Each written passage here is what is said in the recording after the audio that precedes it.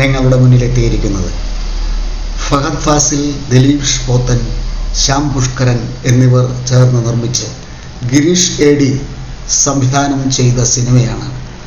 ആ സിനിമയെക്കുറിച്ച്, പ്രേമലു എന്ന ആ സിനിമയെക്കുറിച്ച് സംസാരിക്കുവാനാണ് ഞാനിന്ന് നിങ്ങളുടെ മുന്നിലെത്തിയിരിക്കുന്നത്. ഈ സിനിമയ്ക്ക് തിരക്കഥ എഴുതിയിരിക്കുന്നത് ഗിരീഷ് ADയും കിരൺ ജോഷിയും ചേർന്നാണ്. അജ്മൽ സാബുവാണ് ഈ ചിത്രത്തിൻ്റെ ഛായാഗ്രാഹകൻ. ഈ ചിത്രത്തിൽ ഗ്ലൻസൺ K. ഗഫൂർ സച്ചിൻ സന്തോഷ് എന്ന കഥാപാത്രത്തെ അവതരിപ്പിക്കുന്നു. മമിത ബൈജുവാണ് റീനു റോയ് എന്ന കഥാപാത്രത്തെ അവതരിപ്പിക്കുന്നത്. ടോം എന്ന തോമസായി മാത്യു തോമസുമുണ്ട്. അൽത്താഫാണ് ഷോബി സാറിനെ അവതരിപ്പിക്കുന്നത്. ശ്യാം മോഹനൻ ആദിയാകുന്നു. സംഗീത് പ്രതാപാണ് അമൽ ഡേവിസിനെ അവതരിപ്പിക്കുന്നത്. അഖില ഭാർഗവനാണ് കാർത്തിക. മീനാക്ഷി രവീന്ദ്രൻ വണ്ടർലസ്റ്റ് നിഹാരിക ആകുന്നു. തമിഴ്നാട്ടിലെ ഒരു എഞ്ചിനീയറിംഗ് കോളേജിലാണ് സച്ചിൻ പഠിക്കുന്നത്. അവിടെ അയാൾക്ക് അഞ്ജലിയോട് പ്രണയമുണ്ടായിരുന്നു. അത് പറയാൻ സച്ചിനൊട്ട് കഴിയുന്നുമില്ല. ഒരിക്കൽ മദ്യപിച്ചിട്ട് അവൻ തൻ്റെ പ്രണയം അഞ്ജലിയോട് പറയുന്നു. ഇതുപോലും സച്ചിന് മദ്യപിക്കാതെ പറയാൻ കഴിയില്ല എന്നവൾ പറയുകയാണ്. ഒരുപാട് കോംപ്ലക്സുകൾ ഉള്ള ആളാണ് സച്ചിൻ എന്ന കാര്യം ഇവിടെ വ്യക്തമാവുകയാണ്. ഒരുപാടൊന്നുമില്ല, ഒറ്റ ഒരെണ്ണം, ഇൻഫീരിയർ ടു എവരിബഡി.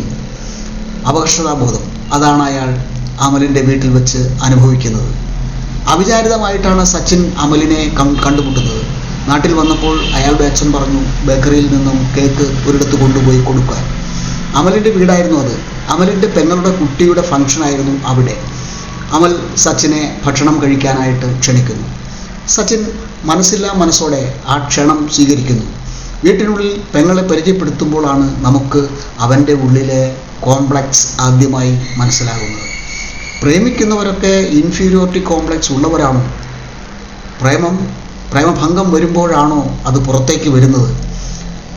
സച്ചിൻ്റെ അച്ഛനും അമ്മയും തമ്മിൽ മിണ്ടിയിട്ട് ഏതാണ്ട് 1.5 വർഷമായി എന്നാണ് സച്ചിൻ തന്നെ പറയുന്നത്. അവൻ്റെ പെങ്ങൾ ആണെങ്കിൽ കല്യാണം കഴിക്കാൻ പോകുന്ന ചെക്കനുമായി എപ്പോഴും പിണക്കവും ഒക്കെയാണ്. അതുകൊണ്ട് തന്നെയാണ് സച്ചിൻ ആ വീട്ടിൽ നിന്ന് രക്ഷപ്പെട്ട് UK പോകണമെന്ന് ആഗ്രഹിക്കുന്നത്. തനിക്ക് ഇതുപോലെ ഒരു കെയർ ആരിൽ നിന്നും ഇതുവരെ കിട്ടിയിട്ടില്ല എന്ന് സച്ചിൻ റീനുവിനോട് ഒരിക്കൽ പറയുന്നുണ്ട്. ഇതിൽ നിന്നൊക്കെ വ്യക്തമാണ് അയാളുടെ കോംപ്ലക്സ്, അയാളുടെ മനസ്സിൻ്റെ ആ നിലവാരം, ആ മാനസികാവസ്ഥ നമുക്ക് മനസ്സിലാകുന്നു. അങ്ങനെ ആ അന്തരീക്ഷത്തിൽ നിന്നും രക്ഷപ്പെടുവാനാണ് സച്ചിൻ അമലിൻ്റെ കൂടെ ഗേറ്റ് പഠിക്കണമെന്നും പറഞ്ഞ് ഹൈദരാബാദിന് പോകുന്നത്. അപ്പോൾ അവിടെ തന്നെ മറ്റൊരു കമ്പനിയിൽ, IT കമ്പനിയിൽ പ്രൊബേഷണറായിട്ട് എത്തുകയാണ് റീനു. അവളുടെ കൂട്ടുകാരി കാർത്തിക അവിടെ ജോലി ചെയ്യുന്നുണ്ട്. റീനുവായിട്ട് വരുന്നത് മമിത ബൈജു ആണ്.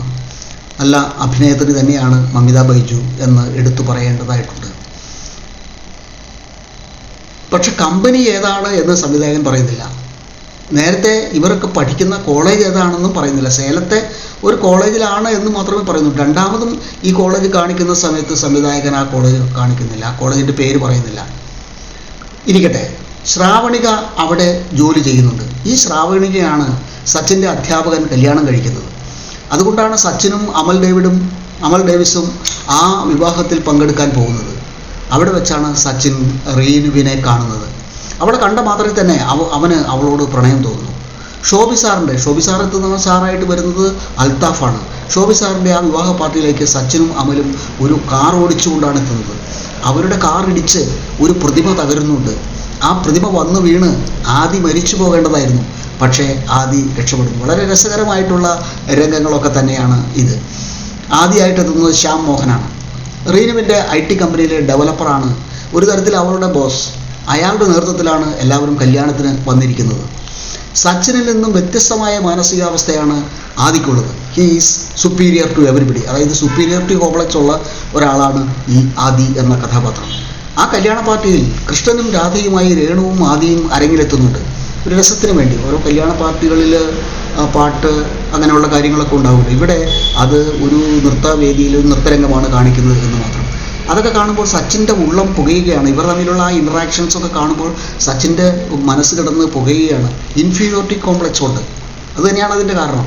അയാൾക്കുള്ള ഇൻഫീരിയോറിറ്റി കോംപ്ലക്സ് കൊണ്ടാണ്. ആദിയിൽ നിന്നും പുറപ്പെടുന്ന സുപ്പീരിയോറിറ്റി കോംപ്ലക്സിൻ്റെ ഉൽപ്പന്നമായ പൊള്ളത്തരത്തിൽ നിന്നും പൊങ്ങച്ചത്തിൽ നിന്നും അതുമൂലമുണ്ടാകുന്ന ബോറഡിയിൽ നിന്നും രക്ഷപ്പെടാനാണ് റീനു കാർത്തിക്കൊപ്പം സച്ചിൻ്റെ ആ കാറിൽ ഹൈദരാബാദിലേക്ക് ആ രാത്രി തന്നെ തിരിച്ചു പോകാൻ ഒരുങ്ങുന്നത്. ആദ്യമൊന്നും അതിന് സമ്മതിക്കുന്നില്ല. ആദ്യം അയാൾ ആ കാറിനെ കുറ്റം പറയുന്നു. പിന്നെ സച്ചിനെയും തൻ്റെ കാപട്യത്തെ മറച്ചു വെക്കാനായി അയാൾ അവർക്ക് അനുവാദം കൊടുക്കുകയാണ് ചെയ്യുന്നത്. പിന്നെ സച്ചിനെയും കുറ്റപ്പെടുത്തുന്നു. അയാളുടെ ഉള്ളിലുള്ള ആ കാപട്യത്തെ മറച്ചു പിടിക്കാൻ വേണ്ടി ആയിട്ടാണ് അയാൾ ലിബറലാണ് എന്നൊക്കെ കാണിക്കാൻ വേണ്ടി അവർക്ക് അനുവാദം കൊടുക്കുകയും അവർ റീനുവും കാർത്തികയും സച്ചിൻ്റെ കാറിൽ കൂടി യാത്രയാവുകയും ചെയ്തു. താൻ കുറച്ചുകൂടി റീനുവിലേക്ക് അടുക്കുന്നു എന്നാണ് സച്ചിൻ തോന്നിക്കൊണ്ടിരിക്കുന്നത്. പക്ഷേ അവന് കാര്യം അവളോട് തുറന്നു പറയാൻ പറ്റുന്നില്ല. കാമുകർക്കെല്ലാം ഉണ്ടാകുന്ന ഇൻഫീരിയോറിറ്റി കോംപ്ലക്സ് അഞ്ജലിയെ പ്രണയിച്ചുകൊണ്ടിരുന്നപ്പോൾ ഉണ്ടായ പോലെ ഒന്നല്ല. ഇത് കുറച്ചുകൂടി സുതാര്യമാണ്. അമലിനോട് അത് കൂടുതൽ ഭംഗിയായി അവൻ അത് തുറന്നു പറയുന്നു. അങ്ങനെ ആ പെൺകുട്ടികളെ അവർ പബ്ബിലേക്ക് ക്ഷണിക്കുന്നു. ആ ദിവസം ആസ്വദിക്കാനായി അവർ അതിന് സമ്മതിക്കുകയും ചെയ്യുന്നു. പബ്ബിൽ വെച്ച് കാർത്തികയോട് സച്ചിൻ്റെ പ്രണയം അമൽ പറഞ്ഞെങ്കിലും അവൾ കെട്ടാൻ പോകുന്ന ചെക്കനെ പറ്റി ചില കാഴ്ചപ്പാടുകൾ ഉണ്ടെന്നും അതിന് പറ്റിയ ആൾ സച്ചിനല്ല എന്നും അവൾ പറയുന്നു. അതോടെ അവൻ തകർന്നു പോകുന്നു. അവൻ മദ്യപിച്ച് ഡാൻസ് ചെയ്ത് ബോധം കെട്ടു വീഴുന്നു. തീൻമേശയിൽ വെച്ച് മനുഷ്യബന്ധങ്ങൾ ദൃഢമാകാറുണ്ട്. ആ കമ്പനിയിൽ റീനുവിൻ്റെ ജോലി സ്ഥിരപ്പെട്ടതിൻ്റെ ആഘോഷത്തിനാണ് ഭക്ഷണം ഓർഡർ ചെയ്തത്. സച്ചിൻ ജോലി നോക്കുന്ന TMCയിൽ നിന്നാണ് അവൻ്റെ ചിക്കൻ വിഭവങ്ങളുടെ രുചി അവിടെ എല്ലാവർക്കും ഇഷ്ടപ്പെടുന്നു. ആ വിഭവം സച്ചിനാണ് കൊണ്ടുവന്നത് എന്നറിഞ്ഞപ്പോൾ ആദിക്കത് ഇഷ്ടപ്പെടുന്നില്ല. അയാൾ JK അടിക്കുന്നു. എന്ന് വെച്ചാൽ ജസ്റ്റ് കിഡി. എപ്പോഴും അയാൾ ഇങ്ങനെ നല്ലൊരു അഭിനേതാവാണ് ഈ ശ്യാമോഹൻ എന്നുള്ളത് അയാൾ പ്രൂവ് ചെയ്തിട്ടുണ്ട്. ഇയാളുടെ ഈ ജസ്റ്റ് കിഡിങ് ആർക്കും അത് അത്ര ഇഷ്ടപ്പെടുന്നില്ല. വെറുതെ ഒരു തമാശ. സുപ്പീരിയോറിറ്റി കോംപ്ലക്സുകാരെല്ലാം തികഞ്ഞവരാണെന്നുള്ള നാട്യക്കാരാണ്. അതുകൊണ്ടാണല്ലോ അവർക്ക് ആരെയും പരിഹസിക്കാം. ആദിയുടെ JK അടിക്കലിൽ നിന്നും നമ്മൾ അതാണ് മനസ്സിലാക്കുന്നത്. ആദിയുടെ ഈ സ്വഭാവമാണ് റീനുവിന് സച്ചിനോട് കൂടുതൽ ഇൻറ്റിമസി തോന്നാൻ കാരണം. അപ്പോഴൊന്നും അവളിൽ പ്രേമം മുളപൊട്ടുന്നില്ല. അതോ മുളച്ചു വന്ന പ്രണയത്തെ അവൾ അടക്കി നിർത്തുന്നതാണ്. പബ്ബിൽ നിന്നും കഴിച്ച ആഹാരം റീനുവിന് വയറ്റിൽ പിടിക്കുന്നില്ല. പബ്ബിൽ വെച്ച് കാർത്തിക പറഞ്ഞ വാക്കുകൾ കേട്ട് ഖിന്നനായി സച്ചിൻ തമിഴ്നാട്ടിലേക്ക് മടങ്ങുകയാണ്. പഠിച്ച കോളേജിൽ ചെല്ലുന്നു. സേലത്താണ്. അപ്പോഴാണ് റീനുവിൻ്റെ ഫോൺ വരുന്നത്. സച്ചിൻ ആഹ്ലാദചിത്തനാകുന്നു. അതങ്ങനെയാണല്ലോ, ആഹ്ലാദചിത്തനാകുന്നു. അതങ്ങനെയാണ്. അവൾ തൻ്റെ വയറിൻ്റെ പ്രശ്നം അവനോട് പറയുന്നു. കുമുദം അക്കയിൽ നിന്നും മരുന്നുമായി അവൻ സേലത്ത് നിന്നും അതേ ട്രെയിനിൽ കയറുന്നു. റീനു ഒരിക്കലും അവനോട് തനിക്ക് ഇഷ്ടമില്ല എന്ന് പറഞ്ഞിട്ടില്ല. അവൾക്ക് ഇഷ്ടപ്പെടാൻ സാധ്യതയില്ല എന്ന് പറഞ്ഞത് കാർത്തികയാണ്. അപ്പോൾ അതാ വരുന്നു ആദിയുടെ ഫോൺ. അതും വീഡിയോ കോൾ. സച്ചിൻ്റെ ഷർട്ട് അവൻ്റെ ശ്രദ്ധയിൽപ്പെടുന്നു. അവൻ കൊണ്ടുവരുന്ന പച്ചമരുന്നൊക്കെ വല്ല വിഷവുമായിരിക്കും, അത് ഛർദ്ദിച്ചു കളയണം എന്നൊക്കെ ആദി പറയുന്നു. ആജ്ഞാപിക്കുന്നു എന്ന് പറഞ്ഞാലും തെറ്റില്ല. സച്ചിനും റീനുവും തമ്മിൽ കൂടുതൽ അടുക്കുന്നു. പ്രേക്ഷകർക്ക് അങ്ങനെയാണ് തോന്നുന്നത്. റീനു തൻ്റെ അച്ഛനെയും അമ്മയെയും പറ്റി പറയുന്നു. മനസ്സില്ലാ മനസ്സോടെ തൻ്റെ അച്ഛനെയും അമ്മയെയും പറ്റി സച്ചിനും പറയുന്നു. ക്ഷീണം കൊണ്ട് അവൾ ഉറങ്ങിപ്പോകുന്നു. അപ്പോൾ അവൻ പറയുന്ന ഡയലോഗുകൾ കേൾക്കാൻ സുഖമുള്ളത് തന്നെ. അവൻ്റെ പ്രണയം എന്തുകൊണ്ടാണ് അവൻ ഇങ്ങനെ പറയുന്നത്? ഇൻഫീരിയോറിറ്റി കോംപ്ലക്സ് തന്നെ. രേണുവിൻ്റെ ബർത്ത്ഡേ എത്തുന്നു. വേണ്ടപ്പെട്ടവരെ മാത്രമേ അവൾ ക്ഷണിക്കുന്നുള്ളൂ. സച്ചിനെയും അമലിനെയും അവൾ ക്ഷണിക്കുന്നു. ബർത്ത്ഡേ സമ്മാനവുമായി അവളുടെ താമസ സ്ഥലത്തെത്തുന്ന അവർ ആദിയെ അവിടെ വെച്ച് കണ്ടു ഞെട്ടുന്നു. പ്രേക്ഷകർക്കും അത്ഭുതമുണ്ടാകുന്നുണ്ട്. റീനുവിൻ്റെ അച്ഛനും അമ്മയും അവിടെയുണ്ട്. ആദി സച്ചിനെ കളിയാക്കുന്നുണ്ട്. ആഹാരം കഴിക്കുന്ന സമയത്തെ സച്ചിനും അമലും മാറിയാണ് ഇരിക്കുന്നത്. റീനു അവർക്കരികിൽ ചെന്നിരിക്കുന്നു. അവരൊക്കെ കുടുംബസമേതം ഹൈദരാബാദ് ചുറ്റിക്കറങ്ങാൻ പോകുമ്പോഴും ആദി സച്ചിനെ ആക്ഷേപിക്കുന്നുണ്ട്. ഇതിനൊക്കെ ഒരു അറുതി വരുത്താനാകണം സച്ചിൻ തൻ്റെ പ്രണയം റീനുവിനോട് തുറന്നു പറയുന്നു. ഇനി വയ്യ എന്നവൻ കണക്ക് കൂട്ടുന്നു. ഈ സംഘർഷം വയ്യ. അവൾ പ്രണയിക്കുന്നുണ്ടോ, അവൾക്ക് തന്നെ ഇഷ്ടമാണോ ഇല്ലയോ എന്നുള്ള ആ സംഘർഷം, ആ ഒരു പ്രശ്നത്തിൽ നിന്നും മറികടക്കാൻ രക്ഷപ്പെടാനും ഒക്കെ ആയിട്ടാണ് അവൻ തുറന്നു പറയുന്നത്. യെസ് ഓർണോ അവനറിയണം. എന്നാൽ അവൾ നേരെ എതിരാണ് പറയുന്നത്. അതോടെ അവൻ ഗുഡ് ബൈ പറഞ്ഞ് പിരിയുന്നു. പിന്നീട് അവർ കാണുന്നത് കാർത്തികയുടെ എൻഗേജ്മെൻറ്റിൻ്റെ അന്നാണ്. സ്വാഭാവികമായും അവൻ മൈൻഡ് ചെയ്യുന്നില്ല. അവൾ അവനെ തേടി ചെല്ലുന്നു. ഒരു ഉപചാരത്തിന് വേണ്ടി മാത്രം അവൻ സംസാരിക്കുന്നു. എല്ലാം മറക്കാൻ അവൻ മദ്യപിക്കുന്നു. അമലും സച്ചിനും മദ്യപിച്ചിരുന്നിടത്തേക്ക് ആദി എത്തുന്നു.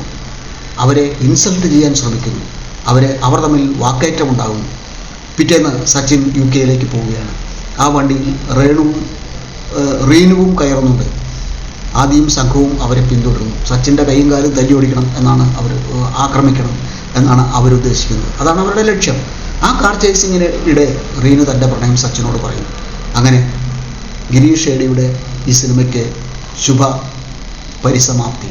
പ്രേക്ഷകർക്ക് സന്തോഷം, പണം പോയില്ലല്ലോ എന്ന സമാധാനവും, ഒരു നല്ല പടം കണ്ടിറങ്ങിയ സമാധാനം, സന്തോഷം.